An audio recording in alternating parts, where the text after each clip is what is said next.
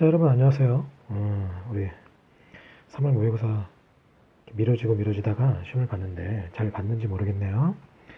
어, 그 3월 모의고사 보고 나서 뭐 EBS에서도 해설 강의 또 다른 데서도 해설 강의들이 있어서 안 하려고 하다가 그래도 첫 번째 시험이어서 여러분들에게 조금 도움이 되고자 이렇게 해설 강의를 좀 해보려고 펜을 들었습니다.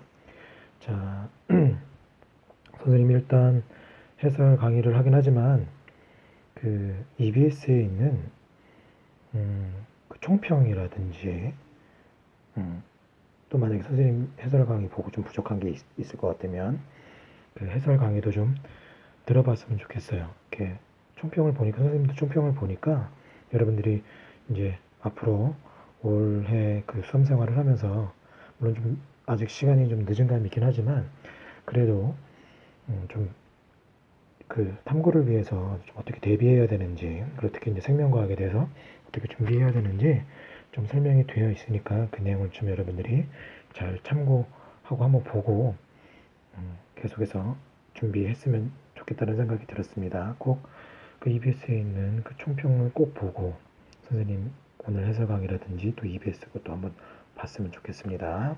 자, 그러면 이제 3월 모의고사 해설에 대해서 시작하도록 하겠습니다. 1번 시작하도록 하겠습니다. 그 EBS에서도 총평에서도 보면 그 선생님께서 하시는 이야기 중에 좀 시간이 걸리더라도 처음에는 조금 문제들을 자세하게 다뤄보라고 했습니다. 선생님도 같은 생각이에요. 지금 여러분들이 이제 뭐 3월 모의고사 보고 거의 이제 3학년 때는 다달이 모의고사들이 있는데 매번 그 몇 점을 맞고 내가 몇 등급을 받는 것보다 내가 이 문제에 대해서 그 내용에 대해서 개념에 대해서 정확하게 이해하고 있는지 그리고 놓치는 부분이 없는지를 좀 체크하면서 좀 가야 된다라는 거 잘 알아두고요. 차분히 모의고사 때 아무리 잘 봐봐야 수능 때 못 보면 그 아무 소용이 없는 거니까 그 모의고사는 연습이라고 생각하고 내가 그 문제들을 통해서 하나하나 놓치지 않는 것들을 살펴보고 넘어갔으면 좋겠습니다. 자, 1번. 좌표는 생물의 특성, 가와 나의 예를 나타낸 것입니다. 가와 나는 적응과 물질 대사를 순서 없이 나타냈다고 했어요. 자, 먼저 가. 강낭콩이 발화할 때 영양소가 분해되면서 열이 발생한다. 영양소가 분해되면서 열이 발생하네. 생명체 내에서 일어나는 화학 반응이죠. 예, 가가 물질 대사가 되겠고요. 하마는 콧구멍이 코 윗부분에 있어 몸이 물에 잠긴 상태에서도 숨을 쉴 수 있다. 수중생활하면서도 호흡을 잘할 수 있도록 적응과 진화와 관련된 이야기가 되겠죠. 자, 그래서 보기를 가면 가는 물질 대사에 해당이 되는 것이고요. 자, 니은 A와 B는 강낭콩과 하마는 모두 식물과 동물로서 생물이죠. 그래서 모두 세포로 구성된다. 모든 생물의 기본 단위는 세포로 되어 있으니까. 자, 디귿. 사막에 서식하는 선인장이 가시 형태의 잎을 갖는 것은 자, 선인장이 잎이 변해서 가시가 됐다. 그 건조한 환경에 적응한 거죠. 나에 대한 예, 맞겠죠. 모두 맞다. 5번이 되겠고요. 1번 문제 이렇게 생물의 특성에 대한 문제는 그 각각의 생물의 특성에 해당하는 그 예들을 이렇게 연결하는 문제들이 나오고 거의 어렵지 않고 1번 문제로서 서비스 수준으로 나오는 거기 때문에 1번 문제는 틀리면 안 됩니다. 자, 그리고 지금 선생님이 문제를 설명하는 것처럼 여러분들이 연습할 때 물론 모의고사 때나 수능 때는 빨리빨리 풀어야겠지만 그 대비하기 위해서 준비하는 과정에 있어서는 문제집을 푼다든지 이렇게 문제를 풀 때는 선생님처럼 이렇게 각각의 주어진 자료라든지 또 보기들에서 맞는 내용인지 틀린 내용인지 이런 거 할 때 일일이 체크하면서 초기엔 좀 꼼꼼히 좀 살펴봤으면 좋겠습니다. 자, 그럼 다음 문제로 넘어가도록 하겠습니다. 2번 어떤 학생이 수행한 탐구 활동이다. 우리 생명과학의 탐구 활동 두 가지에 대해서 살펴봤었죠. 하나는 귀납적 탐구 방법과 연역적 탐구 방법. 귀납적인 방법과 연역적인 방법, 기준이, 나누는, 구분하는 기준이 뭐가 있었죠? 그쵸? 가장 대표적인 게 가설 설정. 가설이란 예측된 결론으로서 미리 어떤 현상에 대해서 이 현상이 왜 일어나는지 스스로 이렇게 이런 이유 때문에 일어날 것이다 라고 세운 그러한 미리 예측한 결론이 포함된 내용을 가설이라고 하는데, 그 가설 설정 단계가 있으면 연역적인 방법, 없으면 귀납적인 방법. 그래서 귀납적인 방법은 자연현상을 그대로 관찰하다가 이 현상 중에 이 주제를 관찰해서 연구해야겠다라고 주제를 선정하고 방법을 고안해서 그 방법대로 관찰하고 결론을, 그 자료들을 수집해서 결론을 얻는 그러한 방법이 귀납적인 방법이었고, 연역적인 방법은 어떤 현상을 관찰하다가 이 현상이 왜 일어나는지 의문이 생기게 되고 그것에 대한 잠정적인 해답인 가설을 먼저 세운 다음에 그 가설을 증명하기 위해서 실험 과정들을 설계하고 수행하고 그 결과를 통해서 결론을 얻어가는 그러한 과정이 됐었죠. 귀납적인 방법과 연역적인 방법 한번 다시 한번 정리해 볼 수 있도록 하고요. 탐구 과정에 대해서 살펴보도록 합시다. 자, 식물의 싹이 빛을 향해 굽으로 자라나는 것을 관찰하였다. 관찰 단계가 되겠네요. 싹의 윗부분에 빛의 방향을 감지하는 부위가 있다고 가설을 세웠네. 가설을 세우는 단계가 있네요. 이 탐구 과정이 연역적인 방법이 되겠죠. 암실에서 싹을 틔운 같은 종의 식물 A와 B를 꺼내 B에만 덮개를 씌우고 어떤 조작을 했네요. 그리고 빛이 닿지 못하도록 했다. 그래서 그림 보니까 A는 그냥 자연 상태에 두고 B만 덮개를 씌웠네요.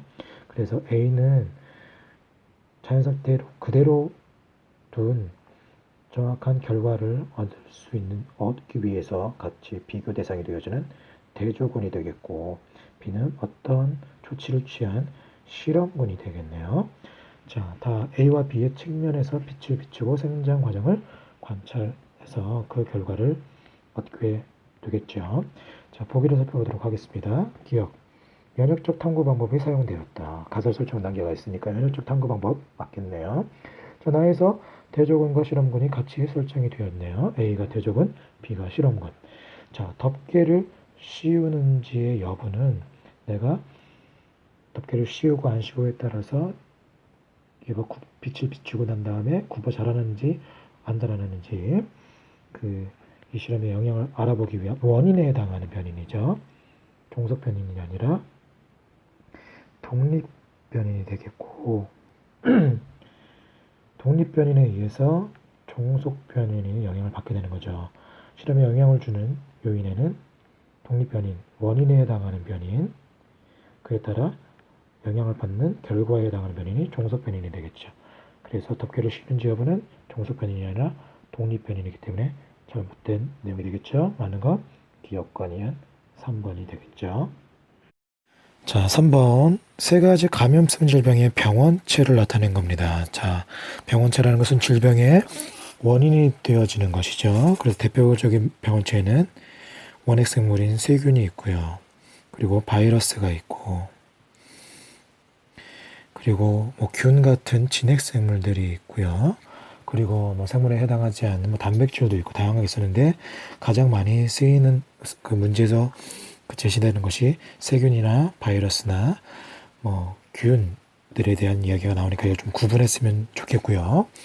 자, 그래서 세 가지 질병에 대해서 자, 표를 보면 A와 B는 결핵과 무좀을 순서 없이 나타난다고 했는데, 결핵은 세균에 의한 질병인 거죠. 그리고 무좀은 무좀균에 의한 질병이죠. 세균과 균은 분명히 다릅니다. 세균은 원핵생물에 해당이 되는 것이고, 균은 진핵생물에 해당이 되는 거죠. 자, 그럼 표를 볼게요. 자, 곰팡이가 병원체가 되는 것은 곰팡이라는 균이 작용하는 무좀이 되겠고요. 자, 세균에 의한 것이 결핵이 되겠네요. 자, 그리고 독감의 병원체는 바이러스가 되겠죠. 자, 독감은 바이러스 중에서도 유전자가 RNA라는 유전자를 가지고 있는 바이러스입니다. 자, 보기를 살펴보도록 하겠습니다. 자, A는 결핵이 아니죠. 결핵이 아니라 무점이고요. B, 결핵은 세균성 질병이기 때문에 치료에 항생제가 이용이 되죠. 자, 항생제란 항, 막는다, 사는 것을 막아주는 그러한 물질인데요. 누구에 사는 것? 세균에 사는 것을 막는 그러한 물질이기 때문에 세균성 질병인 결핵, 치료에 항생제가 이용되는 거 맞고요. 자, 독감의 병원체는 바이러스. 독감은 그 병원체가 바이러스라고 했죠. 자, 맞으니까 맞는 건 니은 디귿 4번이 되겠죠. 자, 4번 그림은 어떤 사람에게서 저온 자극이 주어졌을 때 일어나는 체온 조절 과정의 일부를 나타낸 겁니다. 자, 체온 조절 항상성 유지와 관련된 내용이네요. 자, 항상성 조절 중추가 어디죠? 네, 간 내에서 여러 가지 호르몬이라든지 자율신경을 통해서 우리 몸에서 항상 일정한 조건들을 유지하기 위한 활동이 일어나게 되죠. 자, 그림을 살펴보면 저온 자극이 주어졌습니다. 저온 자극이 주어지게 되면 체온이 떨어지니까 체온을 높이기 위한 활동이 일어나겠죠. 체온 조절에는 두 가지 측면에서 내부적인 측면과 외부적인 측면에서의 조절이 일어나죠. 내부적으로는 발열량 조절이 있고요. 외부적으로는 열을 발산하는 조절이 있겠죠. 자, 저온 자극이 주어지게 되면 체온이 떨어질 수 있으니까 발열량은 높여야 되고 열 발산량을 감소시키는 활동이 일어나겠죠. 자, 저온 자극이 간내에 주어지게 되면 뇌하수체 전엽은 여러 가지 자극 호르몬이 분비되어져서 갑상샘으로는 TSH라는 갑상선 자극 호르몬이 분비되어지게 되는 것이고요. 갑상샘에서는 이제 호르몬 기억은 갑상샘에서 분비되는 호르몬인 티록신이 분비되어져서 티록신은 특히 물질 대사를 촉진시키는데 물질 대사 중에 이화작용을 촉진시키죠. 그래서 에너지 생산을 증가시켜서 체온을 발열량을 증가시켜주는 역할을 하는 것이고요. 자, 또 간뇌에서 척수를 통해 이제 신경 A가 뻗어져 나오는데, 자, 자율신경을 통해서 체온 조절이 일어날 때 자율신경에는 교감신경, 부교감신경이 있죠. 그 중에 척수에서 뻗어져 나오는 것은 교감신경을 통해서 교감신경은 여러 가지 기관들이 연결이 된 그 중에 피부 근처에 있는 모세혈관을 수축시키게 되는 거죠. 그럼 피부 근처로 혈액을 돌지 못하게 해서 외부의 공기가 닿는 것을 막아주게 되는 것이고, 땀 분비도 억제시켜서 얘는 열 발산량을 감소시켜주는 역할을 해서 체온을 상승시키게 되는 효과를 주게 되는 거죠. 자, 보기를 살펴봅시다. 기억은 티록신 맞겠죠.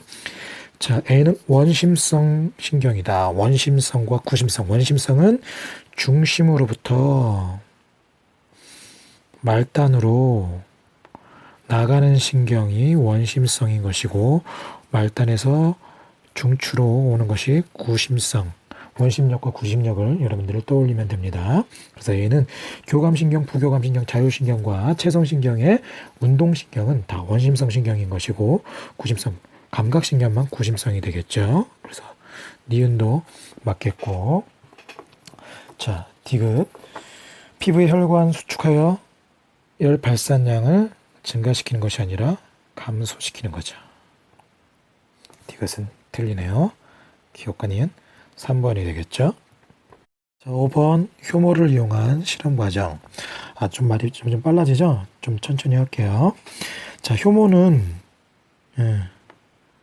발효하는 생물이죠. 발효 중에 어떤 발효죠? 알코올 발효. 그래서 알코올 발효를 통해서 술 만들 때 쓴다든지 빵 만들 때 쓰는데, 발효를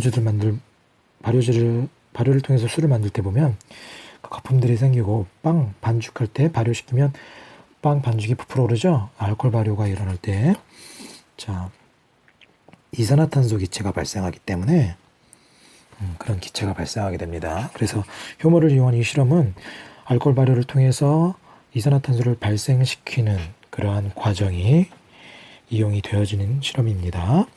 자, 탐구 과정을 살펴보면 증류수에 효모를 넣고 효모액을 만들었어요.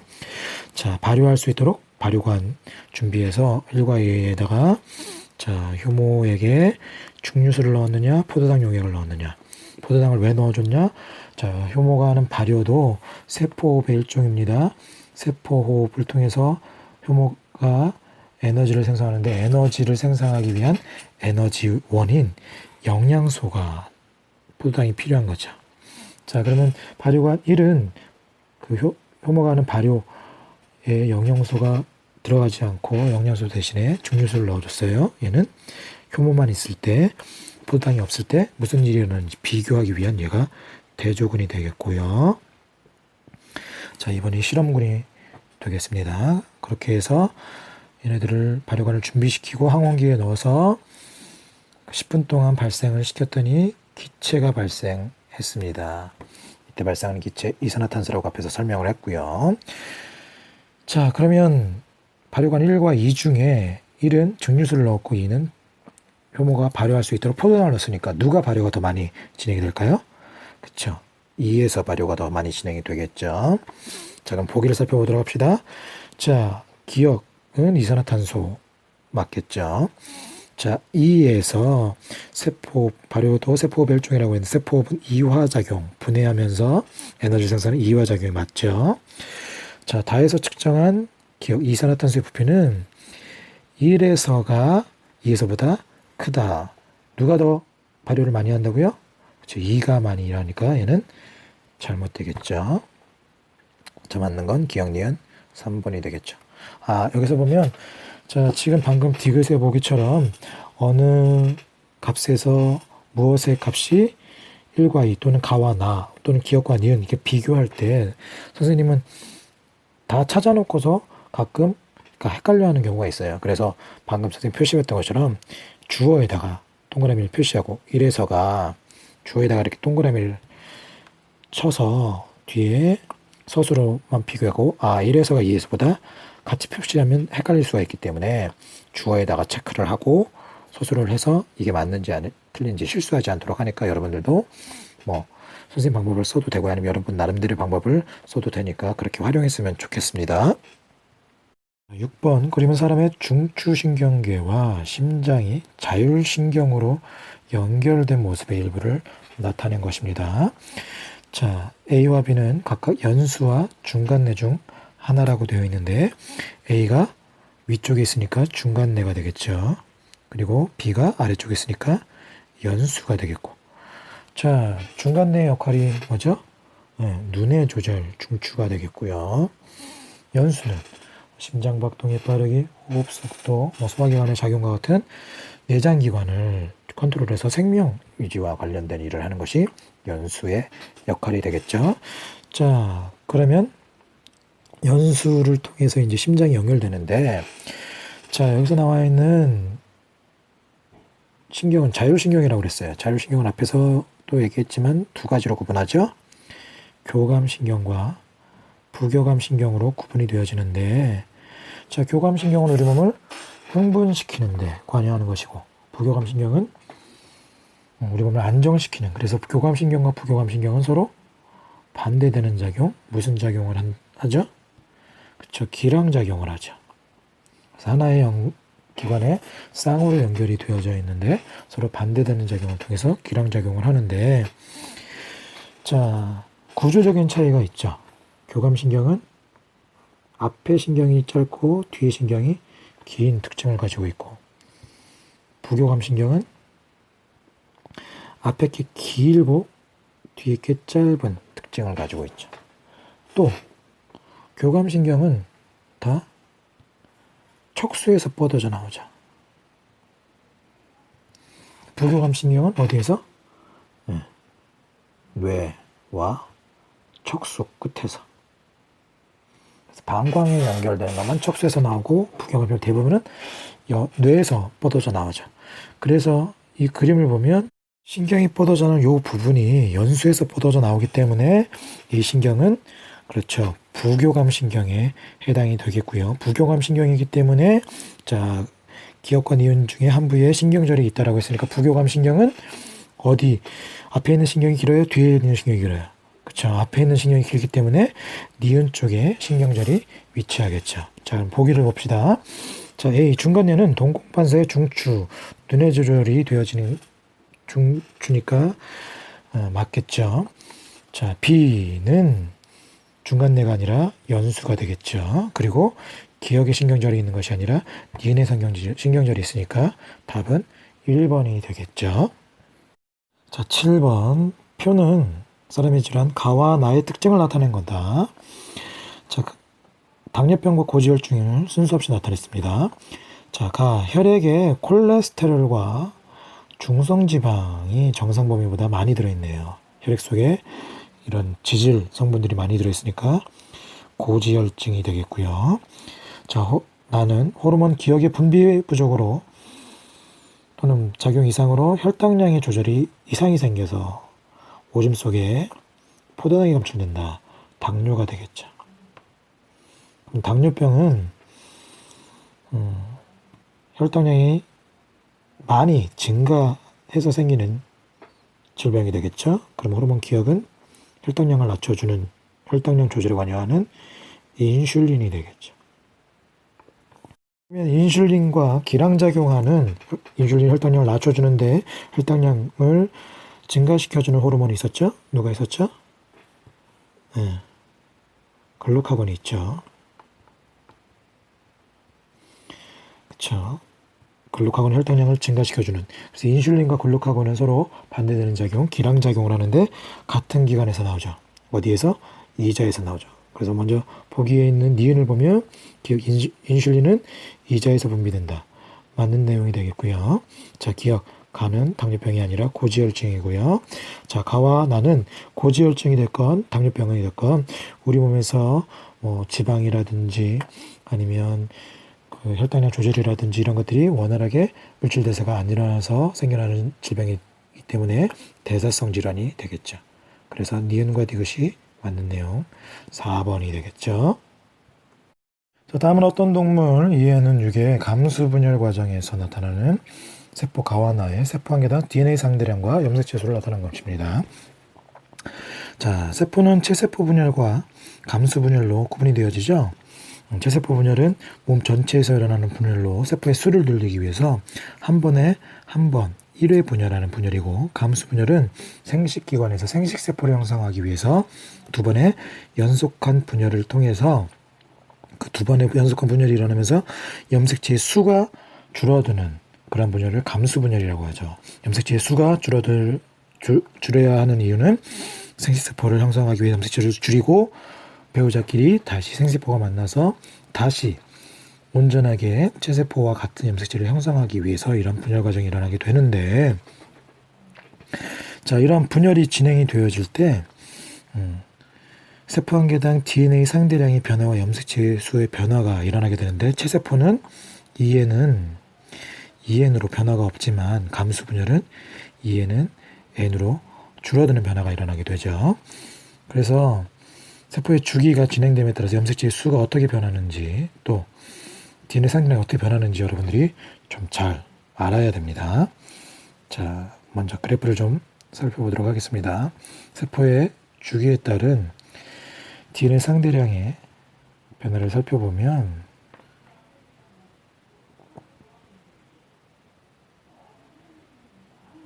이런 변화가 나타나게 되는 거죠.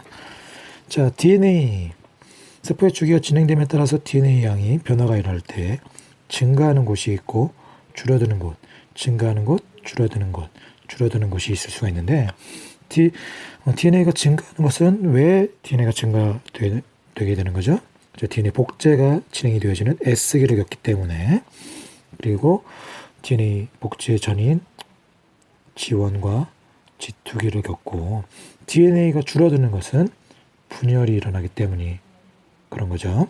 자, 그러면 왼쪽에 있는 세포 DNA, 주기에 따른 DNA 상대량 변화를 보면 한 번의 간기를 거쳐서 한 번의 분열만 일어나는 체세포 분열이 되겠고요.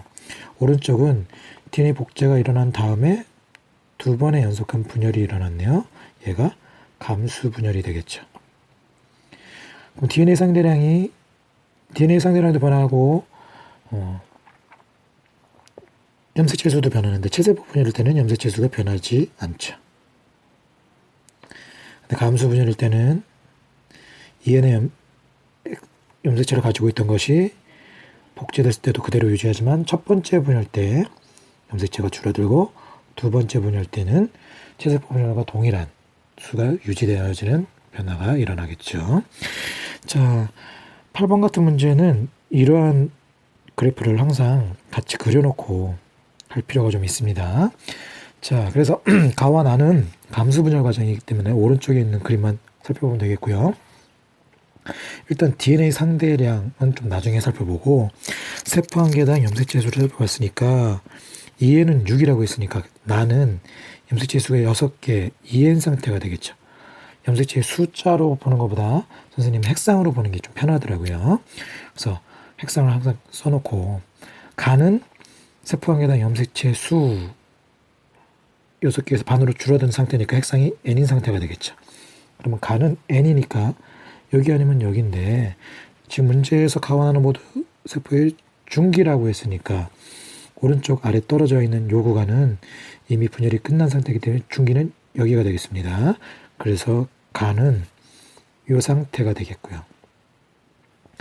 N일 때 염색체 수가 3개일 때 DNA 상대량이 요만큼이었고 나는 핵상이 EN이기 때문에 요 위쪽이나 아래쪽 둘 중에 한 구간이고 중기니까 당연히 요 부분 위에 DNA 상대량이 많은 부분이 되는데 양쪽으로도 비교해보면 가보다 나가 DNA 상대량이 2에서 4로 2배 많은 구간이기 때문에 시기이기 때문에 자 가가 지금 요 부분이기 때문에 나는 당연히 요 부분이 된다라는 거. 그래서 DNA 복제가 끝난 G2기나 중기라고 했으니까 분열기 중에 요 위에 구간에 해당이 되겠죠. 그럼 보기를 살펴보도록 하겠습니다. 자, 기억 가의 핵상은 N 맞죠? 니은 나의 이가 염색체가 형성된다. 이가 염색체는 감수 분열 시 나타나는 가장 큰 특징으로 분열이 진행되어지는 제1분열 전기 때 등장해서 중기까지 형성이 되어지는 거죠. 그래서 니은도 이가 염색체가 존재하는 거 맞고요. 자, 이 동물의 지원기 세포 한 개당 DNA 상대량은 지원기 때는 그림에서 이 부분이니까 4가 아니라 2가 되겠죠. 맞는 건 기억관이은 3번이 되겠죠. 9번 자, 어떤 생쥐의 항원 A를 1차로 주사했을 때 일어나는 면역 반응이다. 자, 면역 반응 여러분들이 어려워하는 내용 중에 또 하나죠. 자, 항원이 침투하게 되면 우리 몸에서는 1차 방어작용으로 누가 침투하게 되죠? 대식세포가 와서 항원을 삼키게 되는 거죠. 대식세포가 이 항원을 삼켜서 어떻게 조각을 내죠. 식균작용을 통해서 삼켜서 얘를 분해시키면 대식세포는 항원을 노출시키게 되고 이 노출시킨 항원 조각을 누가? 보조 T림프가 와서 인식을 하면 이 보조 T림프구는 T림프구와 B림프구에게 정보를 주게 되는 거죠. 그래서 T림프구는 세포독성 T림프구로 분화시키고 B림프구는 형질세포와 기억세포로 분화시켜서 세포독성 T림프구는 감염된 세포나 암세포를 죽여서 세포성 면역에 관여하는 것이고 B림프구에게 정보를 주면 얘는 형질세포는 항체를 생성하고 그래서 항원항체 반응을 통해서 체액성 면역 또 기억세포는 기억하고 있다가 나중에 동일한 항원이 들어오게 되면 바로 형질세포와 기억세포로 분화시켜서 빠르게 면역작용이 일어나는데 관여하는 과정이 일어나게 되는 거죠. 자, 그러면 가를 보면 자, 지금 가에 보면 기억, 니은, 디귿은 기억세포, 형질세포, 보조, T림프구로 순서 없이 나타난다고 했는데 지금 기억이 항원 A를 B림프구에게 제공하고 있네요. 얘는 항원 정보를 제공해주는 보조 T림프구가 되겠고요. 그렇게 정보를 제공받은 B림프구는 분화되는데 니은과 디귿으로 니은은 항체를 생성하게 되니까 얘가 형질세포가 되겠고요. 그리고 디귿이 기억세포가 되겠죠. 자, 그리고 나는 A를 주사했을 때 이 생쥐에게서 생성되는 A에 대한 혈중 항체 농도의 변화를 나타냈습니다. 1차 조사했을 때는 항체가 서서히 증가했다가 줄어들게 되고 2차 때는 빠르게 증가하게 되는 거죠. 그 이유가 기억하고 있기 때문에, 기억세포 때문에 그런 거죠. 자, 그러면 이제 보기를 살펴보면 기억은 보조 T림프구 맞죠? 구간 1에서 니은 항체 농도가 증가한 것은 형질세포가 형성됐기 때문이겠죠. 구간 2에서 형질세포가 디귿으로 분화한다. 형질세포는 항체만 생성하고 수명이 짧아서 금방 죽어요. 자, 형질세포가 기억세포로 분화되는 것이 아니라 기억세포가 형질세포로 분화하는 것이니까 디귿은 잘못된 내용이 되겠네요. 자, 4번이 되겠죠. 그림은 좌우대칭인 근육 원섬유 마디 X의 구조를 나타낸 것입니다. 자, 그림을 보도록 할게요. 근육 원섬유는 두 종류의 필라멘트로 되어 있죠. 두꺼운 부분이 마이오신 필라멘트에 해당이 되는 것이고요. 얇은 부분이 액틴 필라멘트에 해당이 되어지게 되는데, 문제에서처럼 기억 마이오신만 있는 부분을 H대라고 하고 니은 액틴만 있는 부분을 I대라고 하는데, 지금 그림에서는 니은이 액틴만 있는 부분 전체를 나타내는 것이 아니라 이쪽 부분과 이쪽 부분 중에 절반만 나온 부분이기 때문에 2분의 I대가 되겠죠. 문제에 대해서 보기 전에 근수축에 대해서 좀 살펴보고 가면, 자, 근수축은 근육을 구성하는 근육 원섬유에 마이오신 필라멘트와 액틴 필라멘트로 구성이 되어 있는데, 이 마이오신 필라멘트와 액틴 필라멘트의 자체적인 길이의 변화는 일어나지 않습니다. 두 필라멘트의 길이의 변화는 없이 액틴 필라멘트가 마이오신 필라멘트 사이로 미끄러져 들어가면서 겹친 부분과 안 겹친 부분의 길이의 변화로 근절의 길이 변화가 일어나게 되는데, 자, 겹친 부분이 늘어나게 되면 안 겹치는 부분은 반대로 줄어들겠죠. 자, 그로 인해서 이제 근절의 길이가 변화가 일어나게 되는데, 겹친 부분이 늘어나는 대신에 안 겹치는 부분은 액틴 필라멘트가 있는 부분인 I대와 마이오신 필라멘트만 있는 부분인 H대 두 군데가 있기 때문에 겹치는 만큼 안 겹치게 되고 안 겹치는 만큼 겹치게 되는데, 그 값이 동일한데 겹치는 부분은 한 부분, 안 겹치는 부분은 두 부분이기 때문에 값이 동일한 하나하나가 상쇄되어지고 나머지 하나만큼, 한 군데만큼 근절의 길이가 변화가 일어나게 됩니다. 그래서 겹치는 게 늘어나게 되면 안 겹치는 부분, 근수축, 근절의 길이가 줄어들게 되는 변화가 일어나게 되는 것이고요. 겹치는 부분이 줄어들게 되면 근절의 길이는 길이는 커지는 그런 변화가 일어나게 됩니다. 이제 문제로 돌아가겠습니다. 자, 표는 자, 시점에 따른 x의 길이가 되는 것이고요. 오른쪽에 니은의 길이, 니은은 2분의 i대가 되기 때문에, 자, x의 길이의 변화는 h대나 i의 길이와 동일한 만큼 동일하게 변화가 일어나게 되는 겁니다. 근데 니은은 i대가 아니라 2분의 i대만큼이니까 니은의 길이의 변화의 2배가 된다는 거 여러분들 주의해서 살펴볼 수 있도록 하고요. 자, 보기를 살펴보도록 하겠습니다. 자, 기억은 h대다. 맞죠? 니은 t1일 때 x의 길이는 2.4 마이크로미터다. 자, t2에서 t1으로 갈 때 기억이 0.2만큼 증가했죠? 그러면 t2에서 t1으로 갈 때 x의 길이는 2배만큼 0.4만큼 증가해야 되기 때문에 2.4 마이크로미터 맞습니다. 자, A대의 길이는, 자, A대는 앞에서 설명을 안 했었는데, A대는 마이오신 필라멘트 자체의 길이, 그림으로 따지면 여기가 A대의 길이가 되겠습니다. A대의 길이는 수축하거나 이완하거나 액틴 필라멘트가 됐건 마이오신 필라멘트가 됐건 자체의 길이의 변화는 없다. 그래서 시점에 따라서 길다. 잘못됐죠. 그래서 맞는 건 기억과 니은 4번이 되겠습니다. 11번 염색체의 구조를 나타낸 그림이죠. 자, 염색체는 염색사가 응축되어서 형성이 되어졌고 염색체나 염색사를 구성하는 성분은 히스톤 단백질과 DNA로 되어 있죠. 그림에서 보면 기억이 히스톤 단백질이고 니은이 DNA가 되겠네요. 자, 그리고 우리 문제에 나와 있는 그림은 염색체가 두 가닥. 염색체는 기본형이 있고 복제형이 있는데 기본형으로부터 S기를 거쳐서 복제형이 됐다가 분열하면서 다시 기본형으로 돌아가게 되는 거죠. 그래서 복제형이 되기 때문에 자, 보기로 가면 기억 1과 2에 저장된 유전 정보는 복제 상태이기 때문에 동일한 것이고요. 자, 니은 기억은 히스톤 단백질이죠. 기억에 단백질이 있는 거 맞고 기억은 히스톤 단백질만 있는 것이 아니라 히스톤 단백질에 DNA 가닥이 감겨 있는 뉴클레오솜이 되겠네요. 자, 뉴클레오솜에는 단백질이 들어 있고요.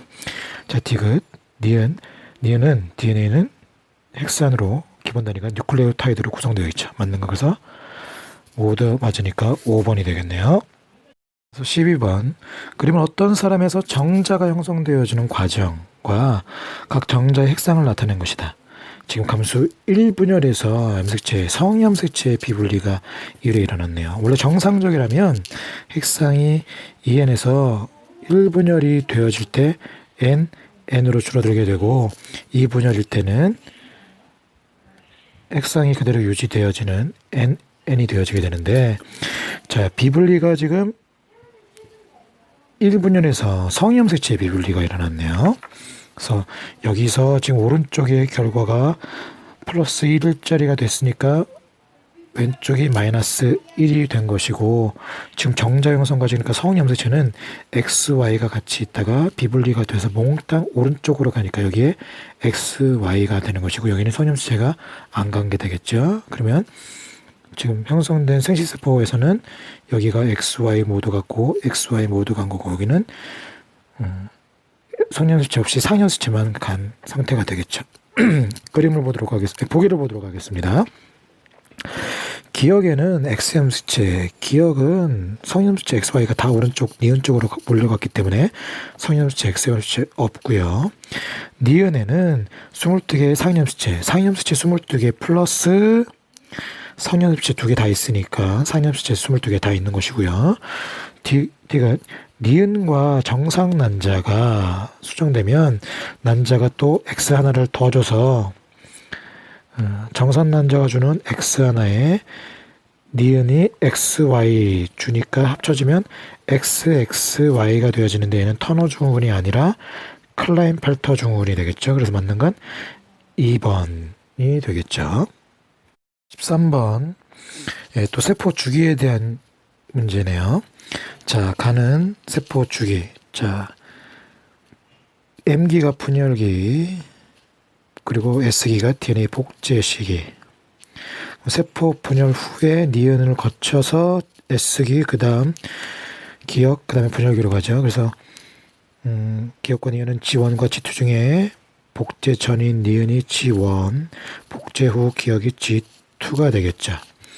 자, 그리고 나는 이 분열 중에 어떤 세포를 나타내는 것인데 지금 이 분열 과정은 체세포 분열인 거죠. 체세포 분열이니까 EN이 EN으로 그대로 가는 상태가 되겠죠.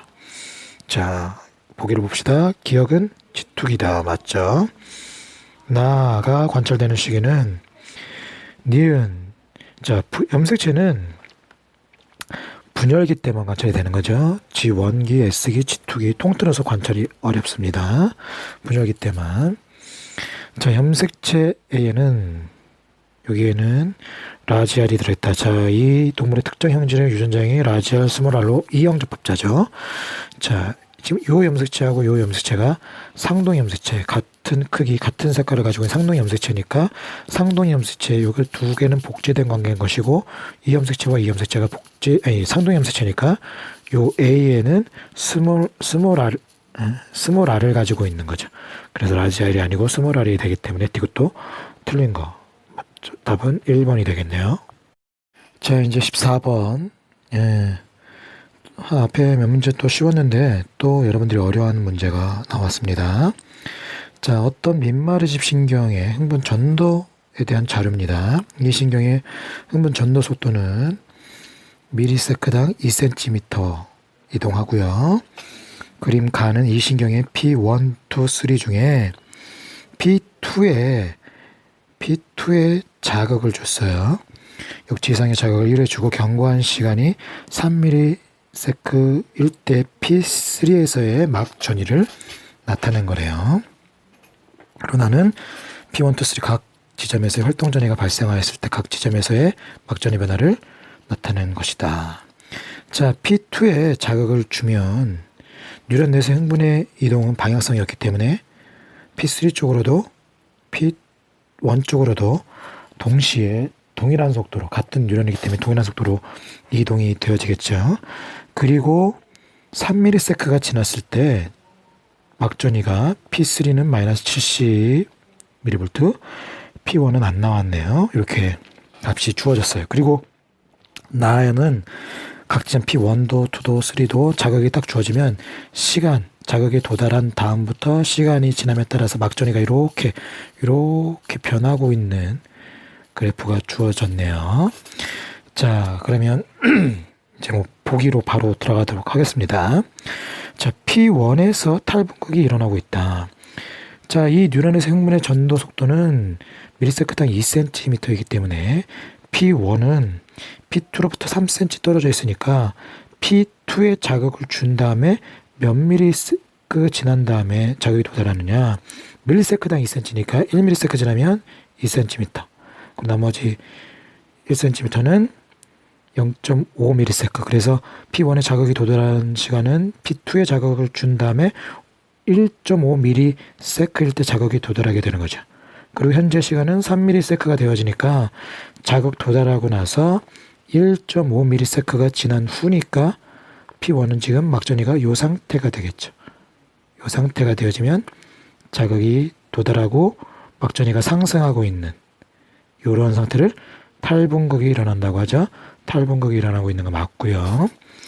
자, P2에서의 막전이는 지금 P2에 자극이 도달한 다음에 자극을 준 다음에 3미리세컨 지났으니까 자극 주고 3미리세컨 지난 상태니까 P2에서의 막전이는 마이너스 70이 아니라 마이너스 80 과분극 상태가 되겠죠. 자, P3에서의 나트륨 칼륨 펌프를 통해 P3는 지금 자극이 6cm니까 미리세컨당 2cm면 P2에 자극 주고 P3까지 자극 도달하는데 3ms가 걸리기 때문에 지금 P2에 자극 주고 3ms니까 지금 P3는 막 자극이 도달한 그 시점이 되겠네요. 그러니까 이제 막 나트륨 통로가 열려서 탈분극이 시작되어지는 시점이 되어지는 건데 여기서는 지금 통로에 대해서 물어본 것이 아니라 펌프에 의해서 일어나는 이온의 이동에 대해서 물어보는 거라. 나트륨 칼륨 펌프는 항상 작동하고 있어요. 항상 ATP를 사용해서 항상 작동하고 있기 때문에 뭐 탈분극이 되건 재분극이 되건 과분극이 되건 분극이 되건 항상 작동을 하고 있는 상태라는 거 여러분들이 잊지 마셔야 되고요.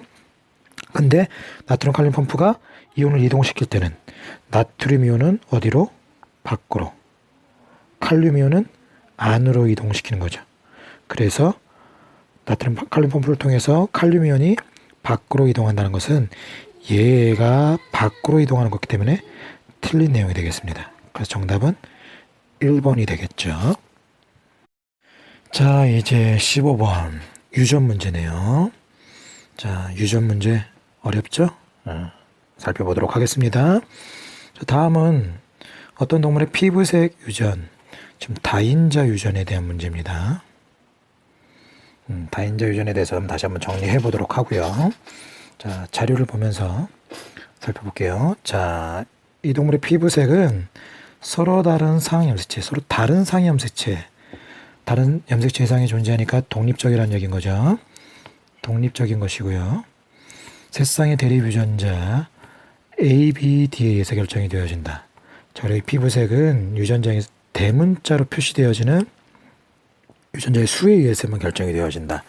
A, B, D 조합에 중요한 게 아니라 대문자의 수에 따라서 표현형이 달라진다는 것이고요. 자, 개체 1의 유전자형은 이렇게 되어 있고요.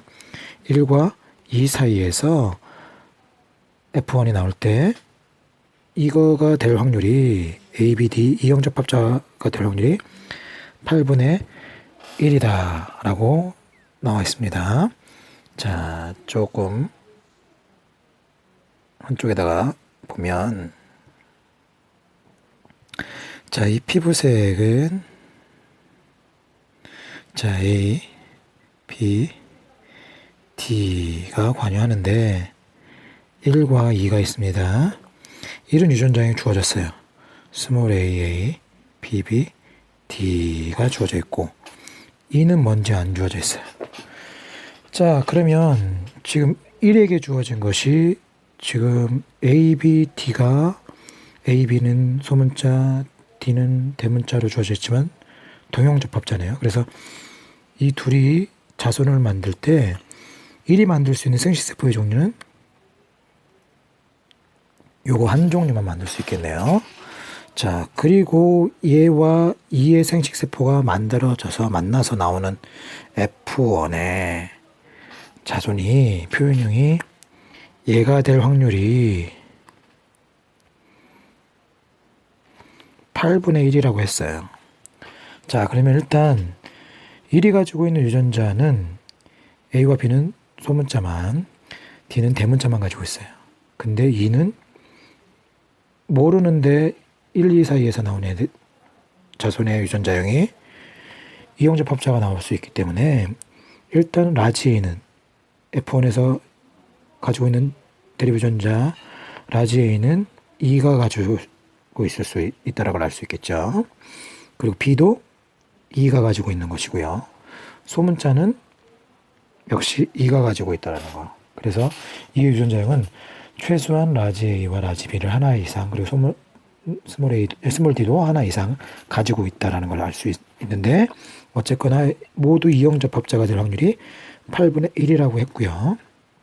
그리고 지금 피부색을 결정해주는 A, B, D가 전부 다 다른 상염수 지상 유전자이기 때문에 독립적으로 형성이 됐을 때, 자, A에 대해서 이형접합자가 될 확률이 2분의 1의 확률로, B에 대해서도 2분의 1의 확률로, D에 대해서도 2분의 1의 확률로 형성이 되어야 이 세 가지가 독립적인 경우에 8분의 1의 확률로 이런 개체가 형성이 될 수 있다는 게 확인이 되어집니다. 자, 그러면 1. 스몰 AA와 라지 A를 하나 이상 가진 사이에서 라지 A, 스몰 A가 2분의 1로 나올 확률은 얘가 2의 경우에 A에 대한 유전자형이 동형접합자이거나 이형접합자일 수가 있는데, 만약에 동형접합자이라면 이 확률이 형성이 안 되겠죠. 그러면 2의 유전자형은 라지 A, 스몰 A라는 게 확인이 되어지고, 마찬가지로 B, D도 그렇게 확인해 보면 B도 이형접합자, D도 이형접합자라는 게 확인이 되어집니다. 그래서 2의 유전자형을 확인할 수 있었고요. 그럼 보기로 가서 보기를 해결해 보도록 합시다. 자, 기억 1과 2는 피부색이 서로 다르다. 1은 유전자형이 이거고요. 2는 이형접합자이기 때문에 1은 대문자가 2개, 2는 3개짜리가 되겠죠. 피부색이 서로 다른 거 맞고요. 이에서 라지 A, B, D가 모두 생세포 형성, 그렇죠. 모두 이형접합자이기 때문에 모두 가지고 수 있는 생세포가 형성할 수 있죠. 확률은 2분의 1, 2분의 1, 2분의 1 곱하기 해서 8분의 1의 비율로 형성할 수 있는 것이고요. 자, 기억 F1인 피부색이 1과 같을 확률은, 자, 1은 모두 얘만 형성할 수 있고요. 그럼 얘는 대문자가 일단 하나짜리가 나오는 것이고, 이제 2의 경우 형성할 수 있는 생세포의 종류가 올 수 있는 유전자가 3종류가 되는데, 이 3개가 모두 대문자일 확률, 2개가 대문자일 확률, 하나가 대문자일 확률, 0개가 대문자일 확률, 이렇게 형성이 될 수 있겠죠? 예, 이때 지금 1과 같으려면 1은 대문자가 2개니까 대문자가 2개일 확률을 찾아보면 이렇게 만나는 경우 대문자가 두 개가 형성할 수 있기 때문에 이의 확률은 전체 2가 형성할 수 있는 총 생식세포의 경우에서는 4가지가 되는 것이고, 모두 대문자가 될 확률은 8분의 1, 모두 소문자가 될 확률은 역시 8분의 1, 그리고 2개씩 대문자일 확률이 3가지, 하나가 대문자 확률이 3가지 중에 얘가 되니까 8분의 3이 되겠죠. 그래서 맞는 건 기억, 니은, 티귿 모두 맞다. 이제 16번 또 유전 문제네요. 15번 이해를 잘 했는지는 모르겠어요. 문제는 유전 문제지만 크게 어렵지는 않았는데, 선생님 설명하면서 지금 요 해설 강의, 동영상 강의 만드는 이 프로그램이 아직까지는 선생님 좀 익숙치 않아서, 또 화면도 이렇게 옮기고 하는 게 좀 잘 익숙치 않아서 설명하는 게 조금 선생님도 해놓고 하면서 조금 이렇게 어색한 부분이 있는데, 하여튼 잘 들어보고 한번 선생님 설명 듣고 여러분 스스로도 한번 다시 해보고, 그리고 만약에 이해가 안 가면 뭐 또 다른 설명도 뭐 하든지 아니면 선생님한테 문의를 하든지 이렇게 해봐야 될 것 같아요. 16번도 이렇게 이것도 이 화면상으로 설명하려니까 화면도 왔다 갔다 해야 될 것 같고, 어쨌거나 좀 한번 일단 해보겠습니다. 자, 16번. 자, 어떤 집안의 유전 형질 가와 ABOC 혈액형에 대한 자료입니다. 2가지 형질에 대한 가계도가, 가계도는 한 가지 형질이고 이제 설명이 가계도에 같이 있는데요. 먼저 가는 대립유전자 T에 의해서 결정이 되어지고요. T는 완전 우성입니다 라고 나와 있네요. 그리고 가계도는 구성원 1에서부터 10에게서 가의 발현 여부를 나타낸 것입니다. 자, 이 문제에서 지금 가 형질이 무엇이 우성인지, 우성이 라지 T라고만 주어졌지 정상이 우성인지 형질이 우성인지 주어지지 않았고요. 자, 가계도만 주어졌는데 그 가계도 분석에 팁이 있는데 여러분들 꼭 기억해야 됩니다. 근데 이 문제는 그 가계도 분석의 팁만 가지고서 확인이 안 돼. 원래 그 우열 관계를 확인할 때 표현형이 동일한 부부를 찾고 그 표현형이 동일한 부부의 자녀들을 보면 다른 자녀가 있을 것이다. 근데 이 문제에서는 그게 해당이 없죠. 1, 2, 5, 6에서는 다 정상이고 3, 4는 표현형이 다르고 6, 7도 다르고, 그렇기 때문에 표현형이 동일한 부부에서 부모와 다른 형질을 가지고 있는 자녀가 없기 때문에 그것만 안 되고, 이제 추가적으로 주어진 내용이 그 밑에 7, 8, 9 각각의 체세번개당 T의 DNA 상대량 더한 값이 4의 값의 3배다 라고 주어져 있어요. 자, 이게 중요한 힌트가 되어집니다. 자, 축소해서 좀 여기다 좀 쓸게요. 자, 스몰 t에 대한 DNA 값이 7, 8, 9 합한 값이 4의 t에 대한 값보다 3배다 라고 주어져 있어요. 자, 일단 무엇이 우성인지 열성인지 모르는데 4번을 보니까 정상이네요. 그래서 4번이 형성할 수 있는 유전자형은 라지 t, 라지 t, 라지 t, 스몰 t, 스몰 tt 세 가지 경우가 있어서, 첫 번째 경우에는 스몰 t의 개수가 0개인 경우, 두 번째 거는 하나인 경우, 세 번째 거는 2개인 경우, 이 세 가지 경우가 있을 수가 있겠죠. 여러분 생각할 가장 유력한 게 이형접합자일 확률이 가장 큰 거겠죠.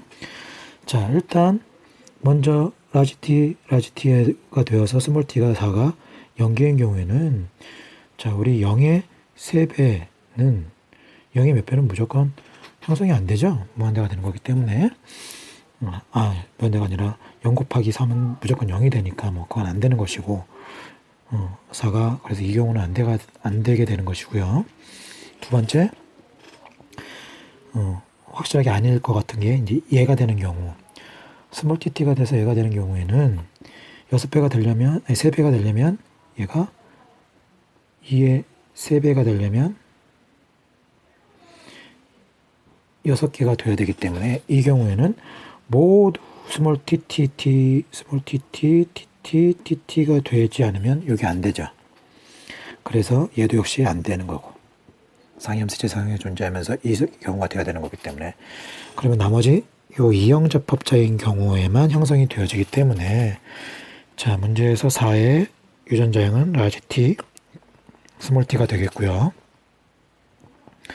그러면 7의 유전자형 이제 가에 대한 유전자형을 좀 하나씩 살펴보면 7은 열성 그 전에 4번은 이제 이형접합자이면서 정상이 되기 때문에 자 가는 정상이 우성이 되겠고요. 형질이 열성이 되는 것이고 7은 열성인 형질이 나타나는 경우이기 때문에 유전자의 위치가 성형수치상에 존재하던 상형수치상에 존재하던 스몰 tt를 가지고 있는 경우가 되어져서 얘는 2가 되어야 되는 것이고요. 그리고 8은 정상이니까 라지 t를 하나 이상 가져야 되는 것이고 9는 스몰 t를 가져야 되는데 만약에 이 형질이 열성 동형접합자라면 아니 상위 염색체상이 존재한다면 9도 스몰 tt가 되어져서 스몰 tt가 되어지면 7이 2, 9가 2가 되면 8이 몇 개가 되어지거든 3배가 형성이 될 수 없는 거죠. 그러면 얘는 상위 염색체상에 존재하는 게 아닌 게 되는 거죠. 그래서 얘가 안 되는 것이고 스몰 t, y가 되는 것이고 얘는 성염색체 x상에 존재하는 유전이 되기 때문에 8은 라지 t, y를 가지고 있는 경우가 되는 것이고 3번도 스몰 t, y가 형성이 되어지겠죠. 그러면 이에 대해서 유전자형들을 다 한번 표시해 보면 2번은 남자부터 라지 t, y 그리고 5번은 라지 t 하나 이상 6번 라지 t, y 2번 라지 t 모르고요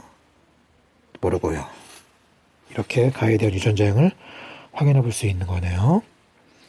자, 가에 대한 가계도 분석은 끝났고요. 두 번째 ABO식 혈액형에 대한 내용을 살펴보면 1256은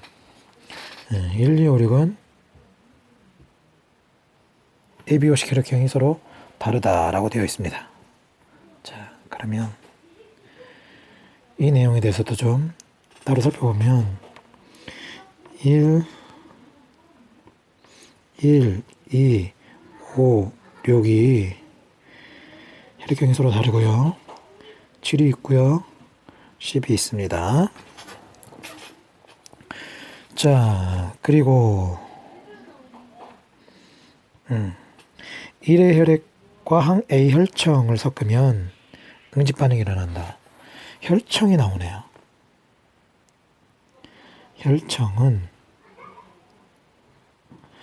혈청에 대해서 질문한 친구가 있어서 혈청에 대해서 다시 한번 설명하고 가도록 하겠습니다. 혈청은 혈액으로부터 왔죠. 혈액은 무슨 성분으로 되어 있죠? 구분이 혈구와 혈장으로 되어 있습니다. 그래서 혈액에서 혈구를 빼면 혈장이 되는 것이고요. 자, 혈청은 혈액으로부터 왔는데 혈구 성분과 혈장 중에 누구랑 유사하냐? 혈장과 유사해요. 그래서 혈장에는 대부분이 물로 되어 있고 90%가 물로 되어 있고 나머지 물 제외하고 제일 많은 것이 혈장 단백질 그리고 기타 영양소들 뭐 노폐물들 이런 것들이 섞여 있는데 혈청은 혈장에서 피브리노젠 얘는 혈액 응고에 관여하는 혈장 단백질이에요. 얘를 뺀 성분이 혈청이 되는 겁니다. 그래서 혈청은 혈장에서 피브리노젠을 뺀 나머지 성분이 혈청이 되어지는데 그래서 혈장과 비슷해요. 혈장과 비슷하기 때문에 여기서 사용되어지는 항의 혈청은 혈구 빼고 혈액 응고에 있어서는 응집원과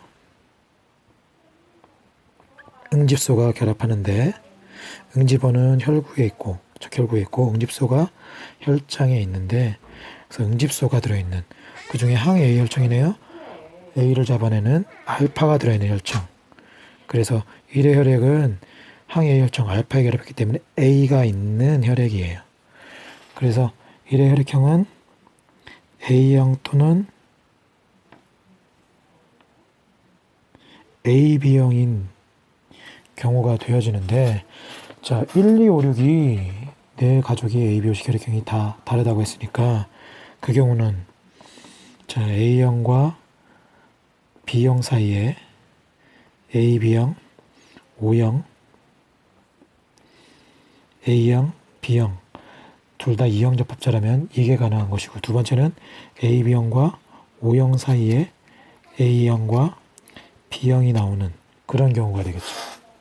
그럼 이 경우를 하나씩 살펴봐야 되는데, 먼저 자, A형이라면 문제에서 1과 10의 혈액형이 같다고 했어요. 1이 A라면 10은 마찬가지로 A가 되겠고, 1이 A라면 우리 형성된 첫 번째 살펴봤던 경우가 되는 거니까 2가 B가 되겠고, 그럼 이 둘 사이에서 AB와 O가 되던 O와 AB가 되던, 그리고 문제에서 6과 7이 혈액형이 같다고 했으니까 O나 A가 되면, 자, 먼저 이 경우에는 형성이 안 되게 되는 것이고요.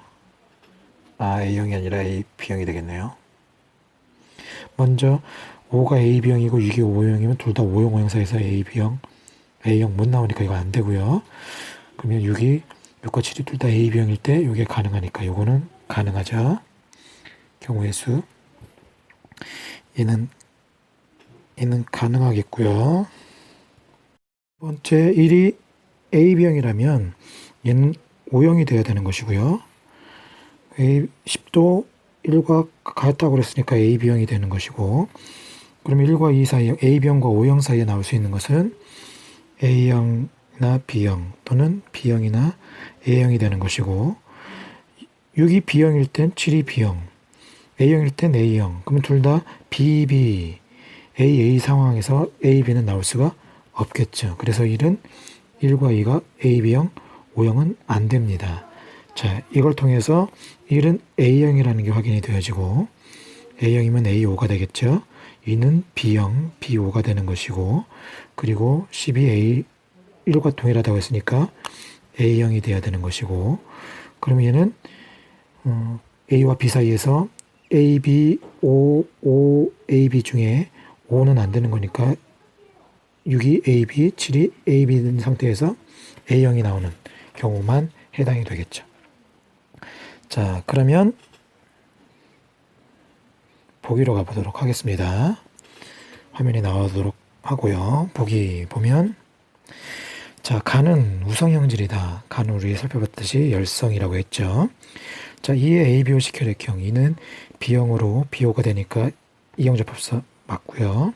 10의 동생이 태어날 때 가가 발현되고 ABO식 혈액형이 10과 같을 확률은, 살펴보면 먼저 가에 대해서는 자, TY와 TT 사이에서 10의 동생이니까 라지 T, 스몰 t, 딸의 경우에는 무조건 정상이 나오고요. 아들의 경우만 형질이 나오겠네요. 그래서 가가 발현될 확률 2분의 1이 되겠고요. ABO식 혈액형이 10과 같으려면 10은 A형이니까 AB형과 AB형 사이에서 A형이 나올 확률은 이렇게 A형, 이렇게 AB형, AB형, B형, 이 네 가지 중에 하나 4분의 1이 되는 거죠. 그러면 둘 다 만족시켜야 되니까 8분의 1이 돼야 되는 거죠. 틀리다. 보기 니은이 정답이 되겠네요. 좀 복잡하고 어려웠죠? 선생님이 설명할 때 왔다 갔다 하면서 좀 복잡해졌는데, 여러분 한번 빈 종이에 두고 한번 연습할 필요가 있는 문제입니다. 17번 생태계 문제네요. 자, 생태계 구성 요소 사이의 상호관계와 물질의 이동의 일부를 나타낸 것입니다. 자, 생태계 문제는 첫 단원의 생물의 특성처럼 문제 내용이 어렵지 않습니다. 거의 서비스 수준인데 여러분들이 익숙치 않아서 조금 어려워하는 경우가 있는데, 개념부터 좀 잡고 하면 어려울 게 하나도 없습니다. 자, 지금 생태계 구성 요소 사이의 상호관계.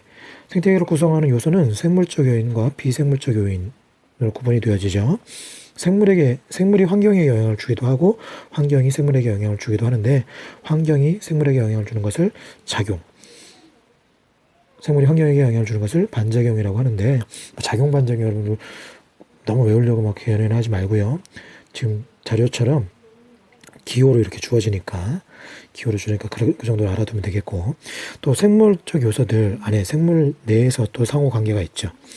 그래서 지금 보면 그 A, B 분해자 이렇게 구분이 되어지는데, 생물적 요소에는 생산자, 여기 나와 있네요. 생산자, 그리고 소비자, 그리고 분해자 서로 영향을 주게 되는데, 또 그 생물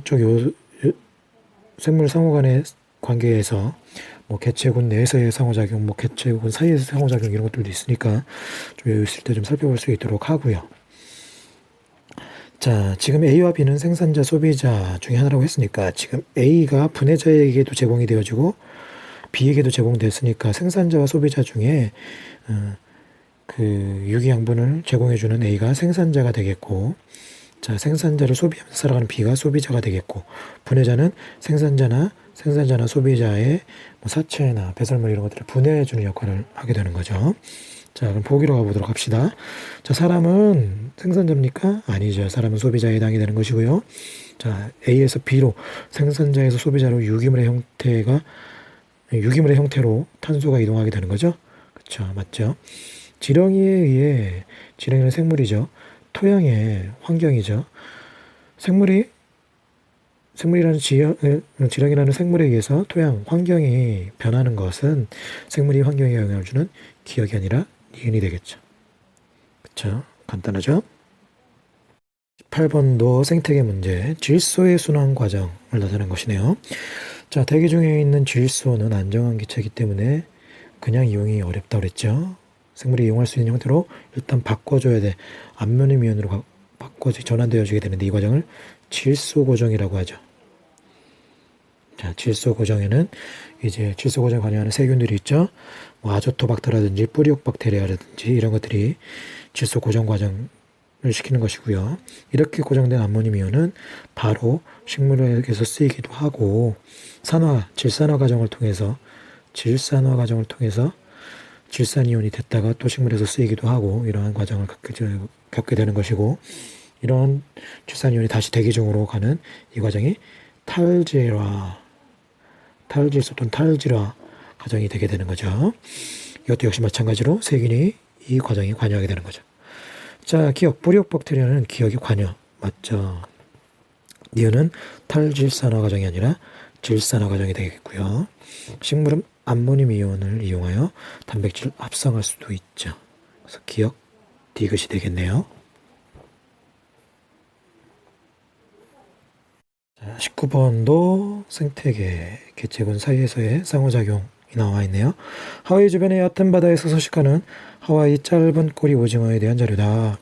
하와이 짧은 꼬리 오징어는 주로 밤에 활동하는데, 달빛이 비치면 그림자가 생겨 포식자의 눈에 잘 띄게 된다. 하지만 오징어의 몸에 사는 발광세균이 달빛과 비슷한 빛을 내면 그림자가 사라져 포식자에게 쉽게 발견되지 않는다. 이렇게 오징어에게 도움을 주는, 자, 오징어가 세균에게 도움을 받고 있죠. 근데 주는 발광세균은 오징어로부터 또 영양분을 얻네. 오징어와 발광세균은 서로에게 이익을 주고받는 상리공생 관계가 되겠죠. 자, 기억과 니은은 오징어와 포식자는 같은 군집, 개체군은 아니지만 군집은 서로 다른 개체군이 모여서 이룬 집단을 얘기하죠. 그래서 같은 군집에 같이 사니까 해당할 수 있겠고, 기억과 디귿 사이의 상호작용, 상리공생 맞고요. 니은을 제거하면, 포식자를 제거하면 기억의 개체의 밀도 일시적으로 증가하죠. 일시적으로는 증가할 수 있죠. 물론 나중에 또 영향을 받아서 뭐 다시 감소할 수는 있겠지만 일시적으로 증가할 수 있죠. 잘못 체크했네요. 모두 맞는 내용이 되겠네. 디귿이 아니라 5번. 자, 마지막으로 생물 다양성에 대한 문제네요. 자, 우리 들어가면서 집중력이 좀 떨어지는데 끝까지 좀 집중합시다. 자, 생물의 다양성은 유전적 다양성, 종 다양성, 생태계 다양성으로 구분이 되어지죠.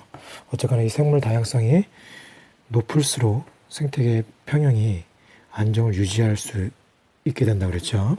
자, 유전적 다양성은 같은 종에서 형질들마다 유전자가 다르기 때문에 다양하게 나타난 것이 유전적 다양성이 되겠고요. 종 다양성은 서로 종이 많을수록 또는 종수가 동일하더라도 그 각 종들의 비율이 비슷할수록 균등할수록 종 다양성이 높다라고 했고요. 생태계 다양성은 한 지역에서 여러 종류의 생태계가 많이 같이 존재할수록 다양성이 높은 게 되는 것이고, 생태계 다양성이 높을수록 생태계 평형이 생태계 안정적으로 유지할 수 있다는 거 잘 알아뒀으면 좋겠습니다. 자, 보기를 봅시다. 생물의 다양성이 낮을수록 생태계 평형은 깨지기 쉽죠. 사람의 눈동자 색깔이 다양한 것은 유전적 다양성에 해당하죠. 한 지역에서 종의 수가 일정할 때 개체 수의 비율이 균등할수록 다양성은 높은 거죠. 낮은 것이 아니죠. 그래서 맞는 건 기억과 니은 3번이 되겠죠. 자, 이것으로 3월 모의고사 해설 강의가 끝났습니다. 자, 여러분들 잘 들었나요? 여러분들 좀 선생님 시작할 때 얘기했던 것처럼 그 EBS 총평 한번 들어보고 거기서 나와 있는 선생님 이야기처럼 여러분들 지금은 문제 막 풀고 몇 점 맞았는지 이게 중요한 것이 아니라 개념부터 좀, 아직 개념이 좀 부족한 사람들 개념부터 잡는 게 중요합니다.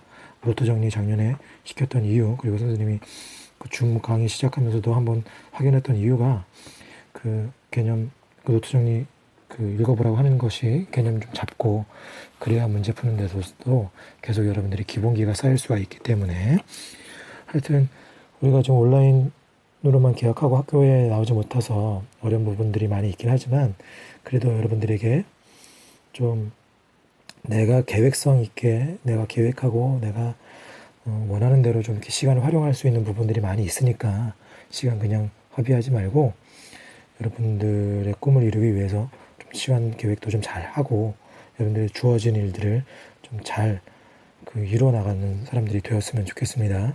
물론 이게 스스로 통제하고 스스로 절제하고 한다는 것이 쉽지 않은 일은 분명해요. 그래도 그 어려운 상황은 우리들에게만 주어진 것이 아니라 지금 나랑 같은 조건에 있는 그 사람들에게 똑같이 주어진 거기 때문에 얼마나 내가 이 주어진 여건 가운데 어려움 속에서 이겨내는 것이 여러분들에게 좋은 그 결과를, 또 웃을 수 있는 결과를 얻을 수 있는 과정이 되는 거니까 하여튼 잘 이겨내고 좀 착실히 좀 했으면 좋겠습니다. 하여튼 빨리 오프라인 계약이 돼서 서로 얼굴 보면서 설명도 하고 또 어려운 부분들 도와주기도 하고 이렇게 했으면 좋겠는데, 하여튼 건강관리 잘하고 건강한 모습으로 봤으면 좋겠어요. 네, 열심히 합시다. 안녕.